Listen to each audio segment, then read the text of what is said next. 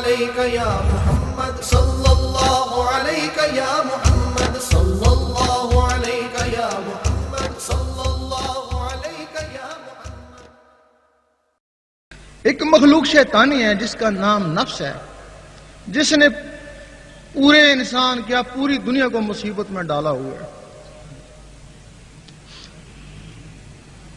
اب اس کی پاکیزگی کے لیے انسان کو حکم دیا گیا.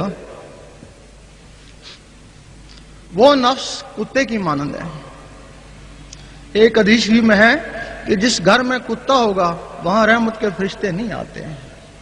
لوگ سمجھتے ہیں وہ اس کتے کے لیے ہے، وہ اس کتے کے لیے نہیں ہے. وہ تو آدم علیہ السلام کی حفاظت کے لیے جنت میں بنایا گیا تھا، اور آج بھی وہ آدمی کی حفاظت کرتا ہے، گھر میں ہی کرتا ہے نا. اگر اس کو گلی کے کونے میں باندھ کے آؤ گے تو حفاظت کیا کرے گا؟ وہ اس کتے کے لیے نہیں ہے. یہ جو انسان کے اندر کتا ہے یہ اس کے لیے ہے. انسان ناپاک نہیں تھا، مٹی سے بنایا گیا، مٹی ناپاک نہیں ہے. وہ جو کتا اس کے اندر آیا تب وہ ناپاک ہوا. جب تک اس کو پاک نہیں کریں گے خلاصی نہیں ہوگی. حدیث شریف میں ہے کہ کچھ لوگ قرآن مجید پڑھتے ہیں، وہ ان کے اوپر لعنت کرتا ہے. کیوں لعنت کرتا ہے؟ ان کے اندر کتے ہیں، جس کے اندر کتا ہے وہ ناپاک ہے. مجدد صاحب فرماتے ہیں کہ مبتدی کو چاہیے کہ پہلے ذکر اللہ کرے. قرآن مجید ان لوگوں کے پڑھنے کے قابل نہیں ہے جن کے نفس کتے ہیں. فرماتے ہیں کہ پہلے ذکر کرے، اپنے نفس کو پاک کرے، اور جب نفس پاک ہو جائے پھر قرآن مجید کو ہاتھ لگائے.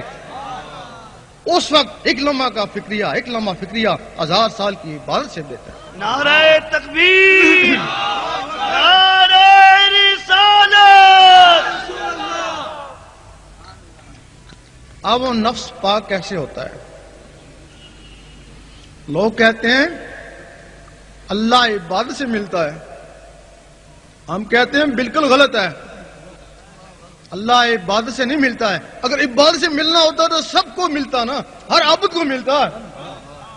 اللہ دل سے ملتا ہے. عبادت دل کو صاف کرنے کا ذریعہ ہے اور نفس کو پاک کرنے کا ذریعہ ہے. اگر آپ عبادت سے دل کو صاف نہیں کر سکتے، نفس کو پاک نہیں کر سکتے، آپ رب کو پا نہیں سکتے. اب وہ جو نفس ہے تمہارے اندر وہ پاک کیسے ہوگا؟ جو تمہارے اندر 7 مخلوقیں ہیں، وہ 7 مخلوقیں اللہ کا ذکر کرتی ہیں اگر ان کو کرایا جائے تو. بھائی مخلوق جو ہیں جس طرح جن فرشتے ہیں اس طرح وہ مخلوقیں. سب سے پہلے قلب کا ذکر سیکھنا پڑتا ہے، پھر روح کا، پھر سری کا، پھر خفی کا، پھر اخفا کا، پھر انا کا. جب یہ سارے ذکر اندر جاری ہو جاتے ہیں وہ جو نفس ہے اس کی غذا سانس کے ذریعے یا خوراک کے ذریعے نار اندر جاتی ہے.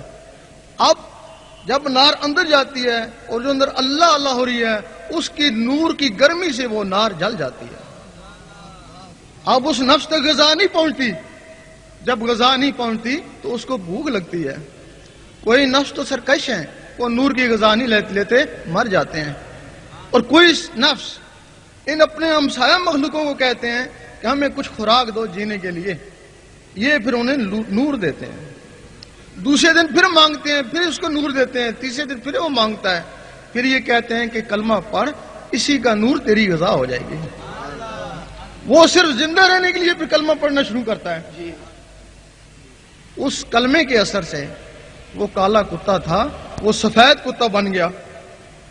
پھر وہ کلمہ پڑھتا رہتا ہے صرف زندہ رہنے کے لیے، اس غذا کے لیے. پھر اس کی شکل بیل کی طرح ہو جاتی ہے. پھر کلمہ پڑھتا رہتا ہے، پھر کلمے کے اثر سے اس کی شکل بکرے کی طرح ہو جاتی ہے. پھر کلمہ پڑھتا رہتا ہے، پھر اس کی شکل اسی انسان کی طرح ہو جاتی ہے. اس وقت وہ انسان نماز پڑھتا ہے، ساتھ وہ بھی نماز پڑھتا ہے. وہ انسان اللہ کے ذکر میں جھومتا ہے، ساتھ وہ بھی جھومتا ہے. پھر اس کو پکڑ کر حضور پاک کی محفل میں لے جاتے ہیں. اس وقت حضور پاک اور حاضرین اشش کر اٹھتے ہیں کہ آفرین ہے اس کے اوپر اور اس کے مرشد کے اوپر کہ اس ناپاک کتے کو انسان بنایا اور یہاں میری محفل میں لے آیا. اس وقت اس کو کوئی مرتبہ ارشاد ہو جاتا ہے.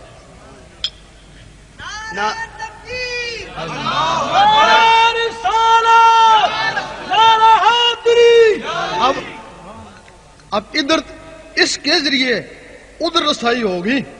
عبادت تو یہ ہے نا. اللہ اللہ اللہ اللہ اللہ حق اللہ اللہ